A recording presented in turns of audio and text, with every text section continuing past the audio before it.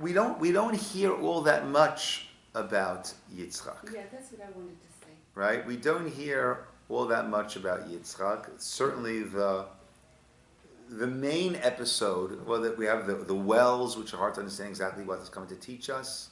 Ramban has a whole thing, it's an illusion. Well, in a way, actually, the wells do fit in well also. We'll come to that in a second. But certainly, Akeida Yitzchak is his Gevurah, his strength, right? Now, I heard actually an interesting explanation on that. Or weakness? No, it takes Ezehu Gibor, Yisroel, In English. right? A powerful person is not someone who imposes his will on others, but one who is in complete control of oneself. It says in Pirkei Avot, Ethics of the Fathers, who is a Gibor? Who is a Gibor? Who is a powerful person? Someone who is kovesh, who conquers Yisroel, his inclinations, his tendencies, his drives, his passions. Her drives, passions, tendencies. Right? So the Gevurah is this ability to control oneself. You know, about the Akeida, it's very interesting. You know, Yitzchak went along, right? He knew. At a certain point, right? We'll see the verse. We'll get to there. Right? He knew, right? How does he go along, right? So actually, what does Yitzchak mean? The root of the name Yitzchak is tzchok, Which is laughter. Tzchok is laughter, right? Sarah laughed. Avraham laughed, right? When they heard about it, right? Now, what do we laugh at? What are things that we laugh at? things that are very Don't say things that are funny. What makes something funny that makes us laugh? unusual. It's weird. Unusual, Ridiculous. right? Ridiculous, incongruous, right? That's what makes us laugh at things. We're caught off guard. We were going in a certain direction, right? You know, the classic, the person slips on a banana peel, right? This person's walking along very respectably. Next thing you know, his feet are up there and his head's down here, right? You don't want to laugh, but you laugh, right? It's incongruous. It's unexpected, right? It doesn't fit. It doesn't make sense, right? I've heard an explanation that Yitzchak's ability to go ahead with the Akeida came from this attribute of tzchok, of laughter. Meaning what? Of incongruity. Meaning, life, if I'm looking at it from a din perspective, from a judgment perspective, from a deserving perspective, how do we deserve life? When we were born, what did we bring to the table beforehand to say, oh, I deserve to be given a life? Life is a gift. We didn't do anything beforehand to deserve it. So life is truly a gift. Al pi din, meaning based on the parameters of judgment, I've got nothing to say. I have no way of defending why I'm alive. And the Gemara goes further. And now I'm alive. The Gemara says, "Oh God, I put on tefillin. It's a wonderful thing. Who gave you an arm? I put mezuzah up on my doorpost. Who gave you a house?" Right? Each thing in life that we have, right, we are receiving so much more than we ever put out. Right? That's why it says in Avot, a person should not be like a servant who is serving the master in order to receive reward. because we're constantly running at a deficit, that all that we are producing doesn't come close to all that we are receiving. So therefore, don't be like a servant who serves the master in order to receive reward. Rather, be like a servant who serves the master not in order to receive reward. Why would a servant serve a master if there is no reward, or not in order to receive reward? Because a servant understands the master is giving me so much. The master is giving me so much. If you go to someone's house and they say, yeah, listen, live here as long as you want, right? The room is yours, right? Washing machine, dryer, take care, right? Refrigerator, freezer, oven, right? All these things are there for you, right? Use as you wish. I just ask that you bring out the garbages to the front Wednesday evening, because Thursday morning is when they come and pick up. Oh, what are you going to pay me for that? Right? What are you going to pay me for that? Right? I'm living gratis, right? And your house, right? Now I'm going to demand payment for bringing the garbages to the front Wednesday night. I mean, it's ridiculous, right? So we're running at a deficit. Life is an incredible, incredible gift. So Yitzchak, Mr. Tzachok, right? Because again, if Yitzchak is din, is judgment, is strength, we don't normally associate judgment with laughter, right? Those are usually, we say, sort of contradictory ideas, senses, feelings. But actually, a real sense of din recognizes the incongruity. And incongruity is what leads us to laughter. So it's Yitzchak's Gevurah and his laughter, meaning his recognition of the incongruity, meaning life is a gift. I'm not deserving of it. I didn't do anything before I was born in order to earn it. And in my lifetime, with all the good that I do, it doesn't come close to all that is receiving. So God is a freebie, a freebie, a freebie, a freebie, a freebie. And now God is going to say, well, let me pause for a second. I forget which Rav it was, which rabbi it was. I forget which rabbi it was, who at the very end of his lifetime was very, very compromised. Physically, he was very, very compromised. And suffering quite a bit, a lot of pain, and just his abilities were incredibly compromised towards the end of his life. And he still had this sever panim yafot, which means he still had this glow about him, this happiness that he just projected, that just oozed from him. And someone asked him, Rebbe, like they said to Rabbi Akiva, Ad Kan, even at this point. And he said, let's say someone's been giving you $1 million a day, every day. And then at a certain point, they downgrade it.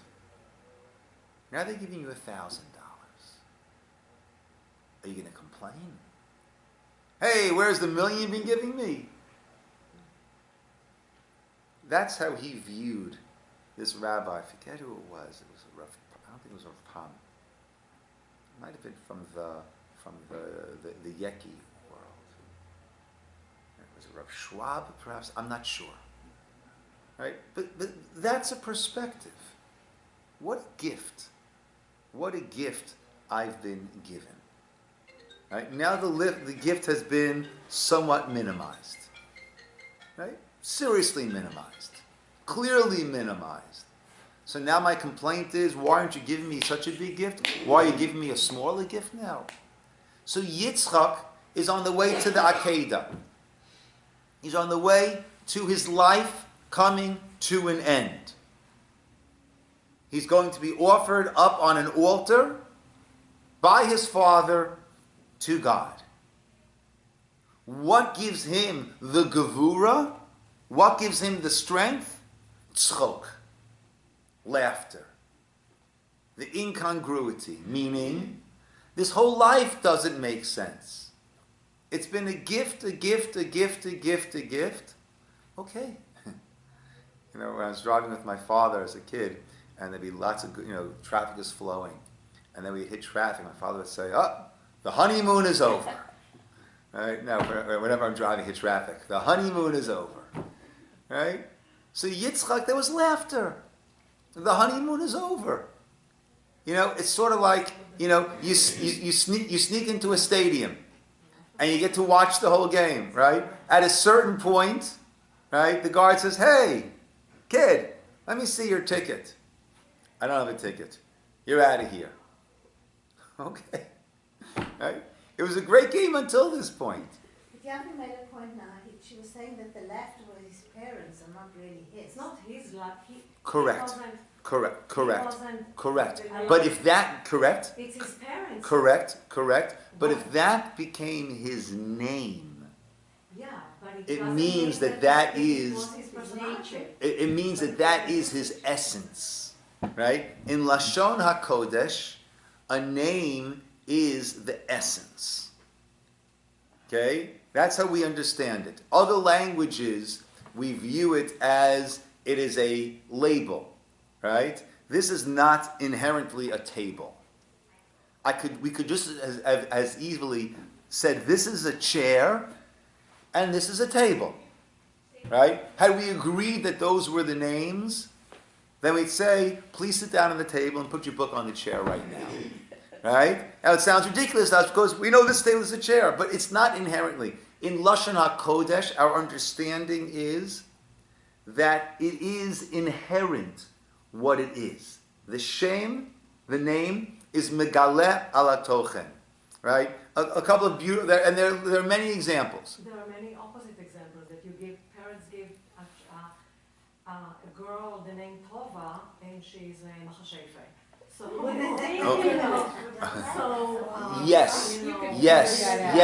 But there, Yafi, here God said, call him Yitzchak. Right? It wasn't that the parents decided, to call her Tova and she became a witch, as it was the term that she had used. Right? But there God said, call him Yitzchak. Right? In Hebrew, there's some beautiful examples. The word, the Aleph, the first letter of the alphabet is 1. Right? The word for the letter Aleph, meaning the letter's not A, it's Aleph. So how do you spell the word for the letter Aleph? Aleph, Lamed, Fei. Let's look at numerical values. Aleph is 1. Lamed is 30. Fei is 80. What does that equal? 1, 1, 1. 111. Because Aleph is the epitome of 1. Bet, right? 2, right? How do you spell bet? Bet, Yud, Taf. What does that spell? Bayit. What is the idea of 2? A home. Creating a bayit. I mean, right? Actually, it's said that Hashem told Adam to name the animals, and whatever name he called it, kach shemo. That became its name, that was its name. Meaning, Adam had the ability, this intuition, this to see the animal and understand what it was its essence. So if the name, right, Adam is beautiful, as I heard from Uzi. Adam is mankind, right? So you have dam, blood, which is the physicality. And where do we get our physicality from? Our parents, right? Dam, Dalid Mem, is the gematria numerical value of 44. Av, Aleph Bet, the father. Aleph and Bet, that's 3. Aim, the mother. Aleph Mem is 41. 41 and 3 equals 44. That's the Dam. The Dam that we get from the Av and the Aim. Adam. Oh. We're not just a blood creature. We're not just a physical being. We have Aleph. We have the one who is one. We have Hashem. We have a neshama. We have a soul. We have a chelek elokam imal. We have a part of God in us. There's an Aleph together with the Dam. That's what makes a person Adam. What does that give us the capacity to be? Let's take those letters, Aleph, Dalid, Mem, and let's put the Mem in the front. Now what do you have? Mem, Aleph, Dalid, which is Ma'od. What's Ma'od? Very. Right? In Adam, because he is the Aleph and the Dam, because he has the spirituality and the physicality, he has the capacity to be Ma'od, to become more. As opposed to a behema, which is ba, ma. Whatever is there, ba, in it, what? Is what is there. What you see is what you get. So, Lashon HaKodesh is megaleh the essence. It reveals to us what the essence is. If Yitzchak's name is Tzchok, that is his essence. And his essence is din. Because when we look at life from a din perspective, we laugh.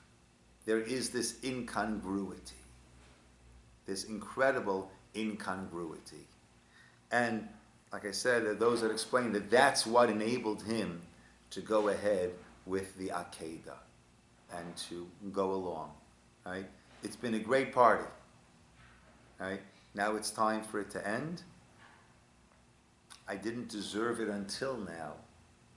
How can I complain about the non-continuation of this? I always think of the time that we, when my Shraga, my 4th son, was about to be born, so we moved Aaron, my 3rd son, in with his 2 big brothers, in with Tzvi and Shmuel.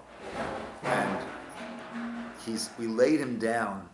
We even have a picture of this, but it's the cutest picture in the world. We lay him down in the bed to go to sleep in the room with his big brothers.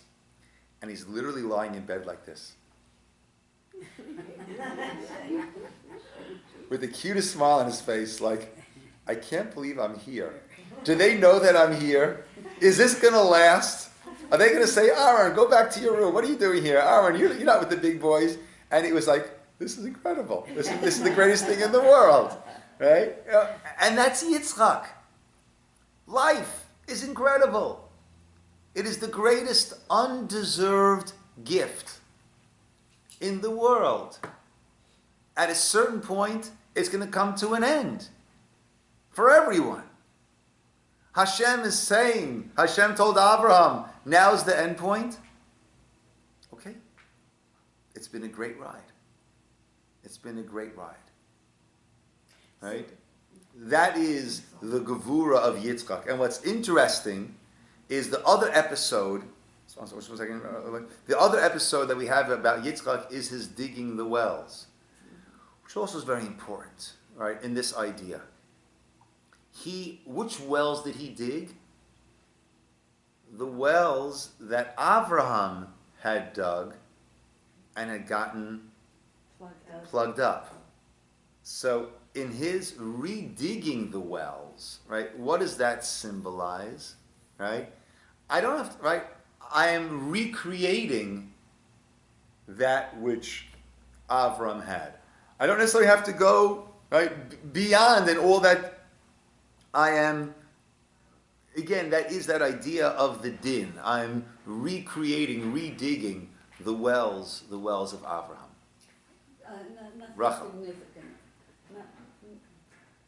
I don't. There is nothing significant that I want to say. Don't be bashful. Okay. It's just he's passive all his life. He's allowed to be taken to Akeida, as if he is like contemplating, looking at his life from the outside. It was meant to be like this. How can I say? Rivka managed to deceive him. He wanted to be deceived. His father took him for the to be sacrificed. He knew that's going to happen to him. He went along with it. He kind of, I don't know how to say it. How could he be a judge? Only because he had such a cool personality, abstract. So again, the judgment that I'm looking at it is a judgment at looking at life and having a clear understanding of the parameters of what's coming and what's not coming. Okay, but let's go back to the beginning of our Parsha, Vayera. Yafi, lo maskima. No, to my... I love Yafi. She's a tough customer. To my view, he was in a state of shock. If you look in a psychological perspective to what happened to him, he was in a state of shock. Here is his father, that he's a role model to him. He is taking him to be slaughtered. I think he wasn't passive because he wanted to be passive. This is something that is completely hit you like, and So either you run away or you're in a state of a shock. Yafi, I hear what you're saying. What you're doing, Yafi, what you're doing, Maybe he had belief. I mean, right? What you're doing, Yafi, Yafi. What you're doing, and I understand this. What you're doing is you're saying, if I was in that position and I was going along, I would be kicking and screaming. So the only way that I would go along, is if I was in shock. Right. And then you are projecting that onto Yitzchak. Realize what you're doing. Now, that's your prerogative, but that doesn't mean that that's what Yitzchak was doing. That's your projection of how you would react in such a situation, and I would probably react in the same way. Except I'm not projecting myself onto Yitzchak. I said that there are maybe two perspectives to look at it. One is that, he would have run away, and the other one... But he didn't. He was in such a state of... Again, that's that's a possibility. Yafi, You're not there. Yafi, that's a possibility. And that's how probably you and I, in such a situation, if we weren't going to run away or deck our father to make him stop, if we were to go along, it would probably be because we were in a state of shock. That's a possibility. Right? It doesn't mean that's what it was. You're projecting how you would react in that situation onto Yitzchak. That doesn't mean that's how Yitzchak was reacting. That's a possibility. What we see from the verses is we don't get a sense that he was in shock. On the contrary, the verse, right? If we want to jump ahead a little bit, it's this week's Parsha, so as long as we're here, let's take a look at those verses. Let's take a look at the verses. Right? Page 102, 103. I heard somewhere that he was, after that experience, as if he was in both worlds. Yeah. I would imagine he would be. And there's so many ways to interpret. Right? Vayomer Avram el Na'arav. But let's go from the top. On page 100 and let's go through it. The whole Akeida is all of 19 psukim. Let's begin. Let's go to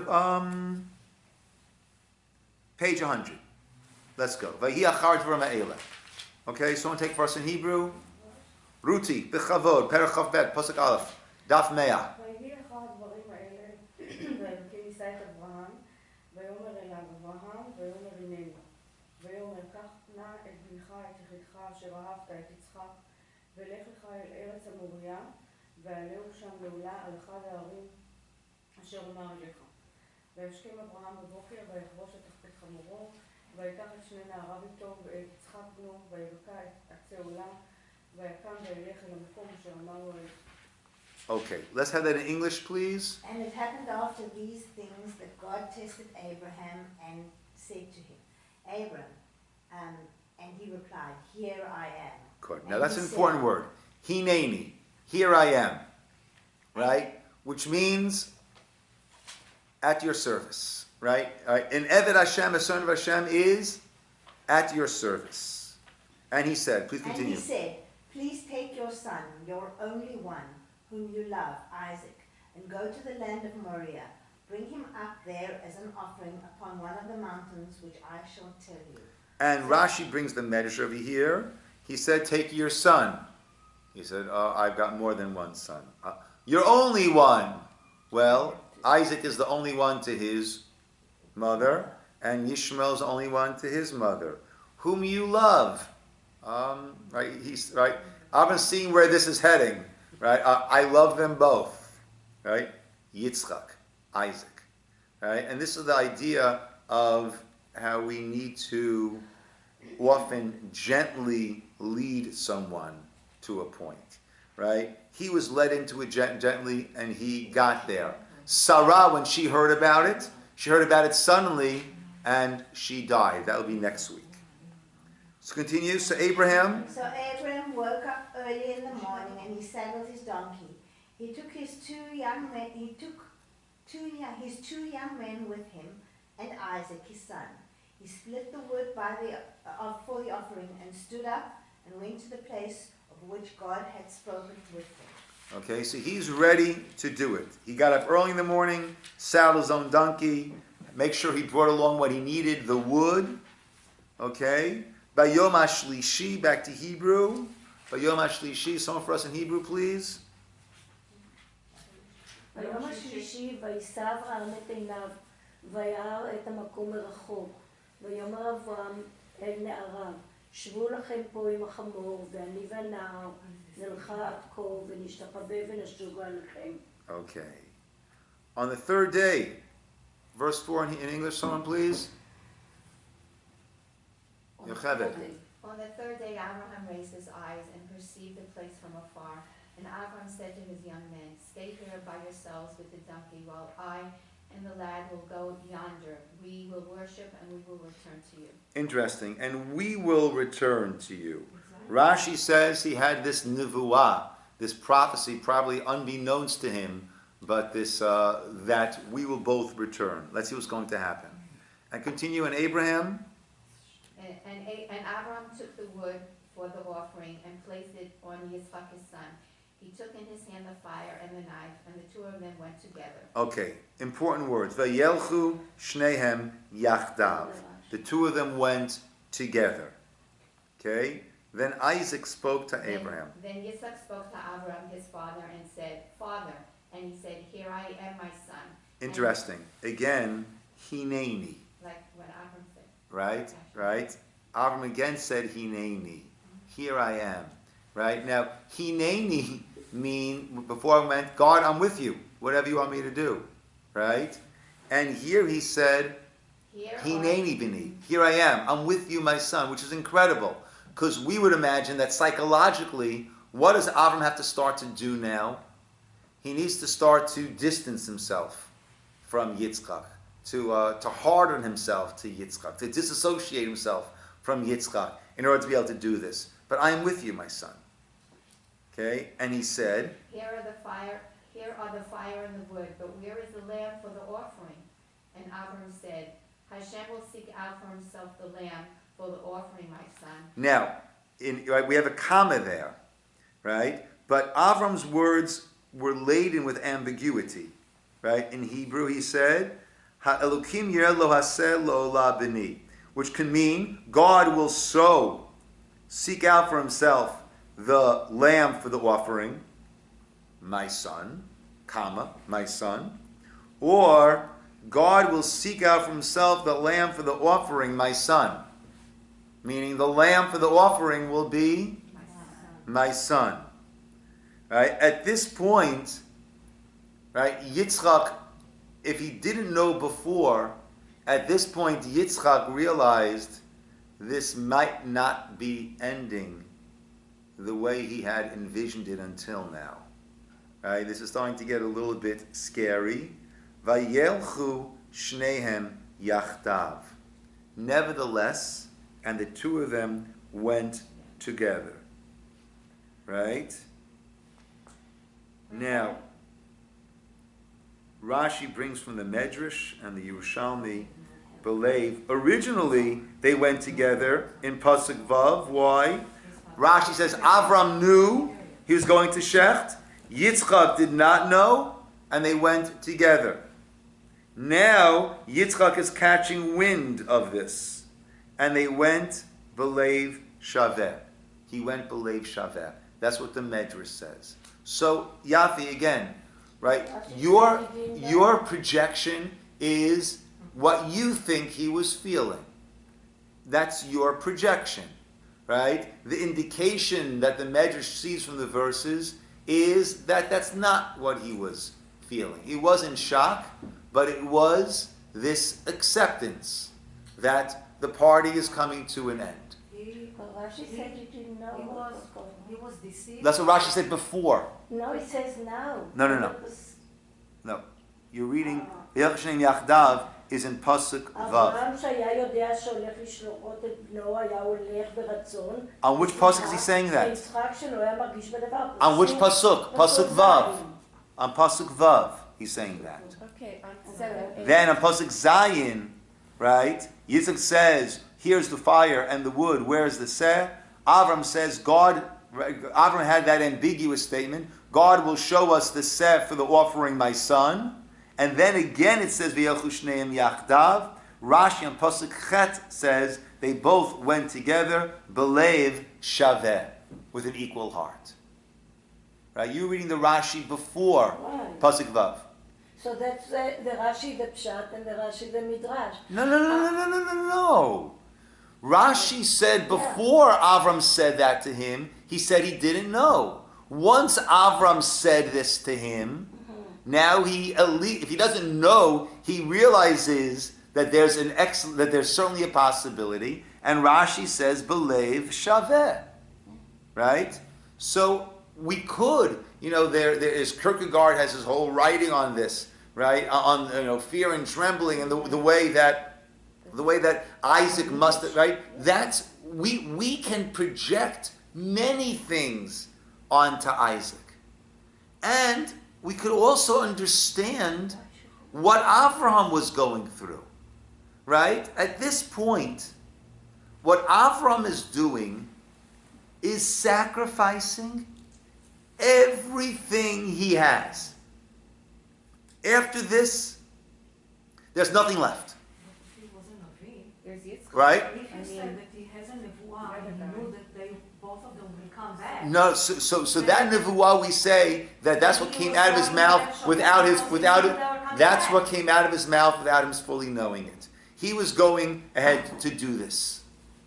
There was the ambiguity. Now let's look at what Avram is sacrificing. He's sacrificing his son. His future. By sacrificing his son, he's sacrificing his future, his progeny. The nation that was supposed to come from him is being sacrificed. Now, the relationship with his wife, right?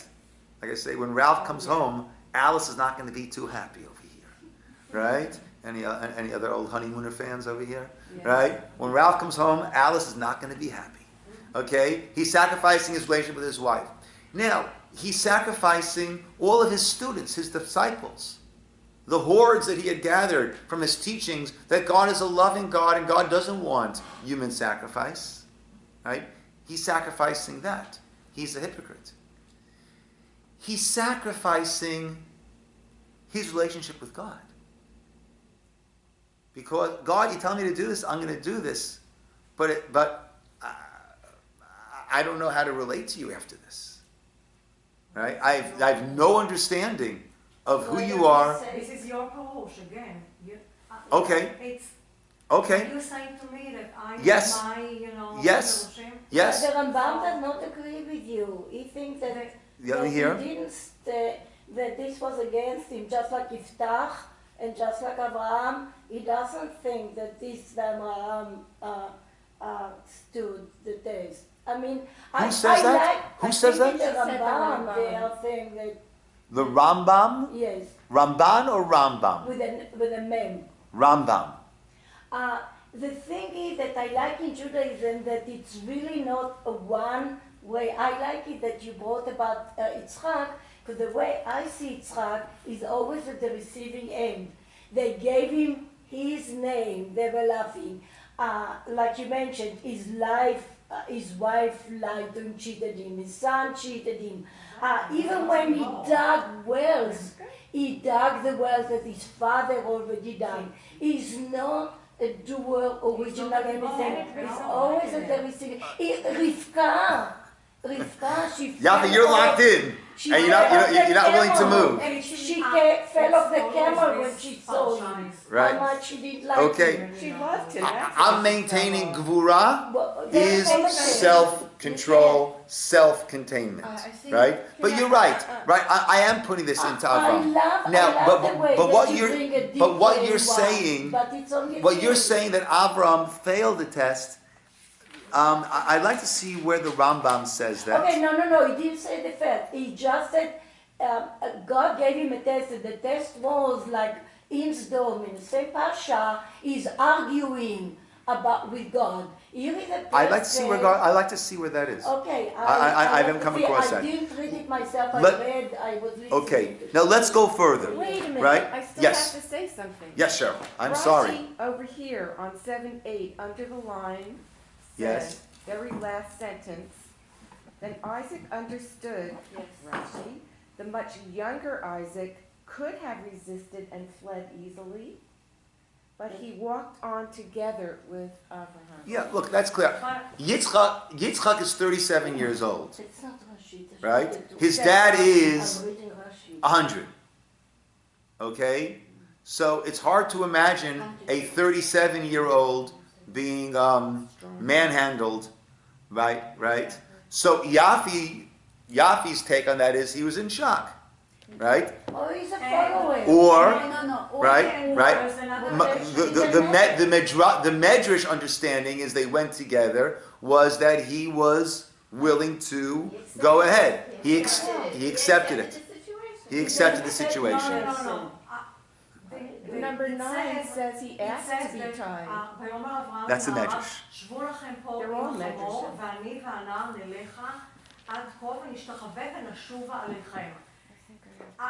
Isaac heard this. He was deceived by his father because he knew from this sentence that they will come back. So he was deceived by his father. Perhaps. And According to the Medrash, once he heard, when he asked his father, Dad, everything's here except where's the sheep?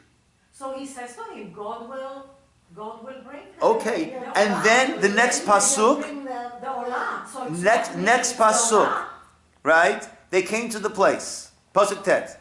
They came to the place. The God has said to him, Avram built the altar. According to you, Yisroel's still waiting for the sheep. Okay? Vayarochet ha'itzim. He arranged the wood. Where's the sheep? Right? Vayakodi Yitzchak beno. And now he bound Isaac, his son. At this point, it's pretty clear that he's the sheep. Yes, was nice. And he did not resist. And he did not resist. Right? So you can view it. You can view it as weakness. You can view it as shock. And the way that the Torah is presenting it, or the way the Medrash, I should say, is presenting it, is that it was strength and resolve. It was strength. Okay? I think that the Gevurah was that the belief was so strong. They believed so much, and that's their Gevurah. That's their. I'm with you on that, Ruti. I'm with you. Baruch atah Adonai Eloheinu melech haolam she'akol niyeh bevaro. They both knew that it's not going to work. Deep down in their hearts, they knew that God will not do it to them. They believed in the perfect faith. Perhaps. Will you do something like that to your children? But you're judging from the human point of view. You're not judging from And the you point don't of view do it, of so- Abraham, who was such a strong believer, and Isaac. And who was God such a strong spoke to believer. him. God spoke to him. To whom? To Abraham. Right, it's the whole story if you read it without the midrash. That I like that you brought the other side, because I always read it and I see Abraham, because it's all about Abraham. It starts with Abraham and it ends by Abraham, because Abraham is getting the blessing. God does not say, Yitzchak, because you were so good, because you accepted, because you went with it, you will be. Yitzchak never happened to be one of the father that we call ourselves after him. We are the children of Abraham, the children of Yaakov. Oh, Yitzchak is no. we say no, Abraham, Yitzchak, Yaakov. He's always in the sandwich. Well, No, not well. Abraham, God said, it ended up that the middle child. God repeat the blessing to Abraham. He does not mention. Look, he's certainly Yitzchak. one of the avot. Right? We can't deny him that. But he's a sandwich. Now let me just add another point. What do we call this So you are great? giving What do we me call this power, great that's test?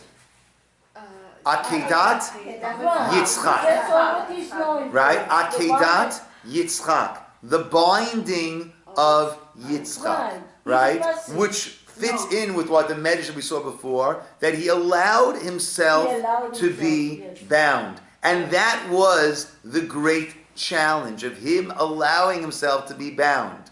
Right? He is 37 years old. His father is 100 years old.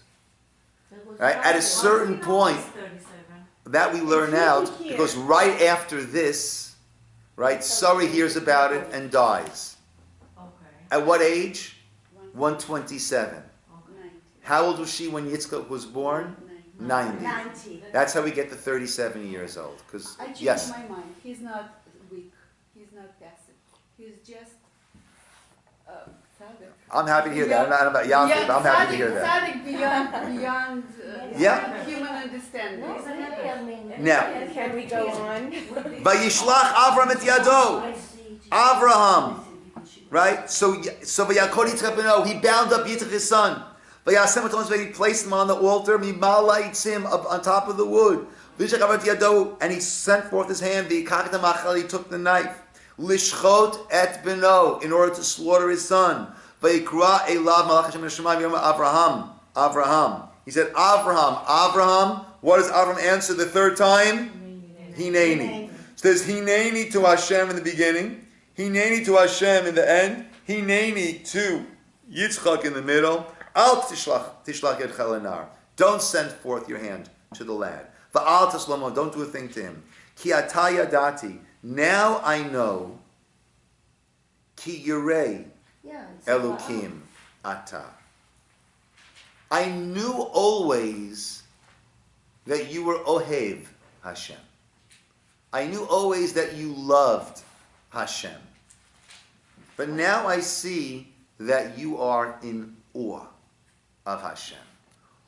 In awe is when I realize that this is something that is just completely beyond. And if Hashem commands me to do it, I'm going to do it, even though it is beyond me. Now I know. Vayisar v'matinav, he lifted up his eyes. Vayaron, he saw there was a ram. Achar ne'achaz, caught b'svach, in the thicket, v'karnav, by its horns.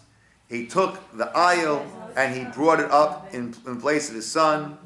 Now, Vayomer, and this is so important. Pasuk Tet Zayin, because there are those. Pasuk 16, because there are those that say, right, that Avraham failed the test. He should have argued with God, and we'll discuss that in a moment. But look at this, right? In other words, there are those that say, oh, this was meant to teach that, no, silly Abraham, I don't like child sacrifice. But let's look at the pasuk. Vayomer bi nishpati num Hashem, and Ki yana asher asita. Let's take 17.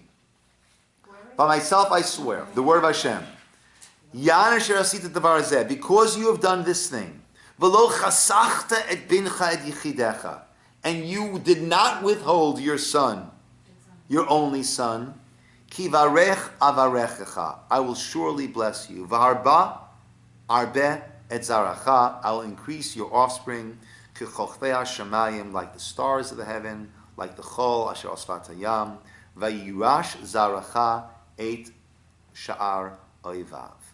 Right? So the blessings came to him because of this. Now, Vayashav Avram el Narav, Vayakum v'yachli yachdav el Beersheva. They went back to Beersheva. Okay? Now, a question that was brought up, and we have a little time for this. A question that was brought up, that is often brought up, is let's contrast this